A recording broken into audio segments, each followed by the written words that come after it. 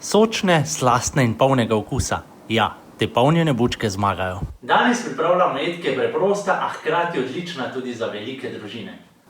Izberemo enakomerno velike bučke, ki jih izdolbemo, zložimo v pekač in rahlo solimo, da izpustijo vodo in bodo tako bolj čvrste. Pripravimo paradižnikovo omako, v kozico damo olje, česen, čebulo in baziliko. Že diši, sledijo sesekljani paradižniki iz pločevinke in pasata. Začinimo in kuhamo nekaj minut. Zdaj izberemo večjo ponev in vanjo stresemo čebulo, prepražimo in dodamo mleto meso, ki ga dobro prepražimo, da porjavi. Začinimo in primešamo polovico naše paradižnikove omake. Kuhamo 15 minut. Na dno pekača damo omako, nanjo položimo usušene bučke in jih nadevamo najprej z naribanim sirom, nato še z mesnim nadevom. Posujemo še z nekaj sira in spečemo, da se sir stopi.